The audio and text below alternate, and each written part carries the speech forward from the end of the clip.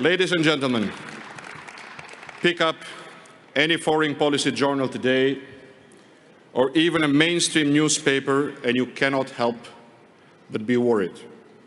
How often have you read about the so-called death of liberal democracy, the birth pangs of illiberal democracy, and the beginning of an authoritarian age?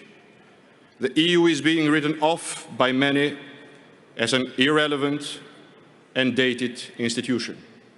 It has become accepted wisdom in some circles that free markets and free movement are inherently dangerous. However, ladies and gentlemen, I have come before you today with a very different message. A message of hope, a message of optimism, a message that would surprise many in this room, that Albania, of all places, is a country where these ideas can thrive. A country whose people still strive for these values. A country whose people still believe that progress can only be found through openness, cooperation, and collaboration. A country that believes in a strong and well-functioning European Union. And so, while our government fails to realize these ideals, it is crucial that we show the other side of this coin. What we are working towards is truly transformational in Albania, in line with the spirit of our people. Not only do we believe we must reform to take our country forward, but we believe the reforms must be of the European mold, to European standards. This will not happen overnight, and certainly not with the current government. It will require a great deal of national introspection. We must ask big questions of how we got to where we are, how we ended up in this crisis, because it does not have to be this way. Albanians are a forward-looking, ambitious, talented, and well-educated people.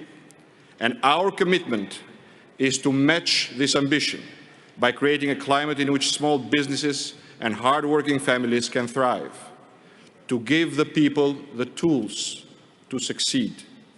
What we have is a vision and a plan to get us out of the slump and moving in the right direction.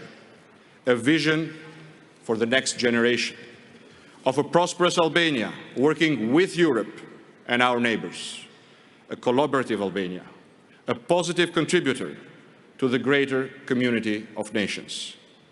Having trained as a lawyer in Europe and having worked for the United Nations, I have seen what can be done when countries change their own standards and work closely with the international community. As foreign minister, I successfully negotiated Albania's entry to NATO and secured the EU's agreement for Albanian citizens to travel freely in Schengen countries.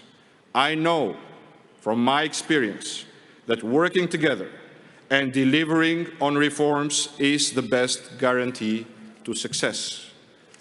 Friends, ladies and gentlemen, to realize our vision, we must all work together.